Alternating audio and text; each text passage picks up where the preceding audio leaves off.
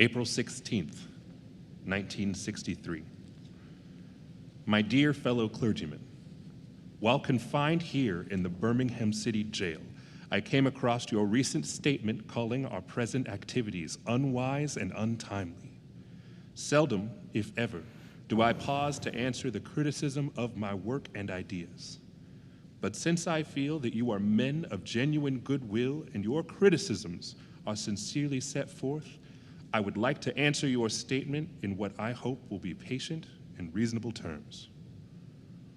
I think I should give the reason for my being in Birmingham. Since you have been influenced by the argument of outsiders coming in, I have the honor of serving as president of the Southern Christian Leadership Conference, an organization operating in every southern state, with headquarters in Atlanta, Georgia. Whenever necessary and possible, we share staff, educational and financial resources with our affiliates. Several months ago, our local affiliate here in Birmingham invited us to be on call to engage in a nonviolent direct action program if such were deemed necessary. We readily consented, and when the hour came, we lived up to our promises. Beyond this, I am in Birmingham because injustice is here. Just as the 8th century prophets left their villages, and just as the Apostle Paul left his village of Tarsus and carried the gospel of Jesus Christ to practically every hamlet and city of the Greco-Roman world, I too am compelled to carry the gospel of freedom beyond my particular hometown. Moreover, I am cognizant of the interrelatedness of all communities and states. I cannot sit idly by in Atlanta and not be concerned about what happens in Birmingham. Injustice is everywhere and is a threat to justice everywhere. We are caught in an inescapable network of mutuality, tied in a single garment of destiny. Whatever affects one directly affects all indirectly. Never again can we afford to live with the narrow, provincial, outside agitator idea. Anyone who lives inside the United States can never be considered an outsider. There can be no gainsaying of the fact that racial injustice engulfs this community. Birmingham is probably the most thoroughly segregated city in the United States. Its ugly record of police brutality is known in every section of this country. Its unjust treatment of Negroes in the court is a notorious reality. There have been more unsolved bombings of Negro homes and churches in Birmingham than in any other city in this nation. These are the hard, brutal, and unbelievable facts. On the basis of them, Negro leaders sought to negotiate with the city fathers, but the political leaders consistently refused to engage in good faith negotiation. Then came the opportunity last September to talk with some of the leaders of the economic community. In these negotiating sessions, certain promises were made by the merchants, such as the promise to remove the humiliating racial signs from the stores. On the basis of these promises, Reverend Shuttlesworth and the leaders of the Alabama Christian Movement for Human Rights agreed to call a moratorium on any type of demonstration. As the weeks and months unfolded, we realized that we were the victims of a broken promise. The signs remained. As in so many experiences of the past, we were confronted with blasted hopes, and the dark shadow of a deep disappointment settled upon us. So we had no alternative except that of preparing for direct action.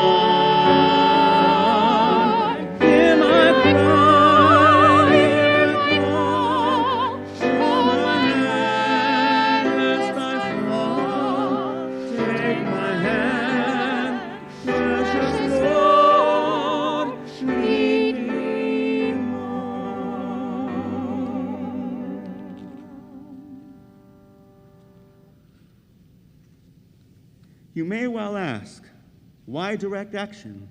Why sit-ins, marches, and so forth? Isn't negotiation a better path? My friends, I must say to you that we have not made a single gain in civil rights without determined legal and nonviolent pressure. History is the long and tragic story of the fact that privileged groups seldom give up their privileges voluntarily. Individuals may see the moral light and voluntarily give up their unjust posture, but, as Reinhold Niebuhr has reminded us, groups are more moral than individuals. Frankly, I have never yet engaged in a direct action movement that was well-timed, according to the timetable of those who have not suffered unduly from the disease of segregation. For years now, I have heard the word wait. It rings in the ear of every Negro with a piercing familiarity. This wait has almost always meant never.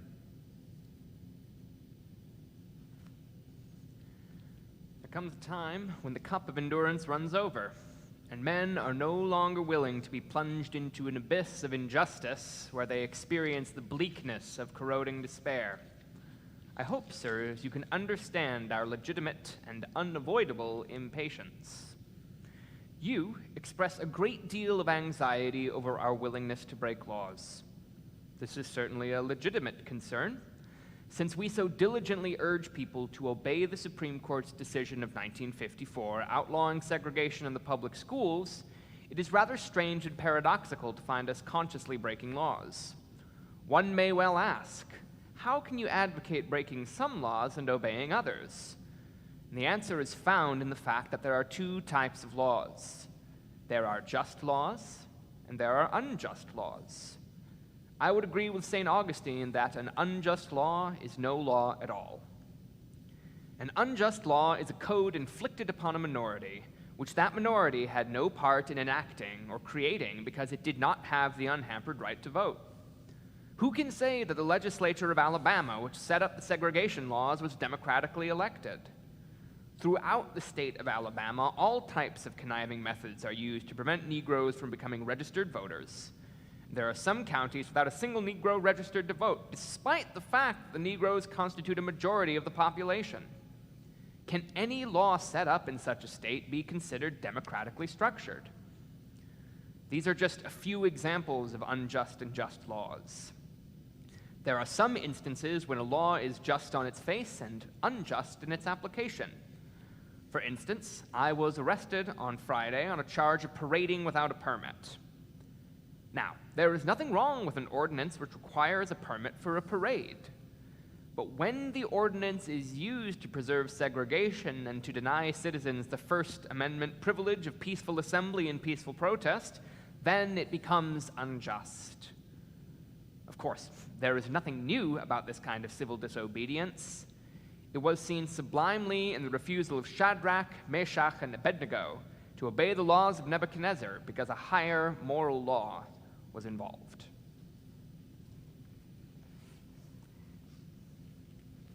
It occurs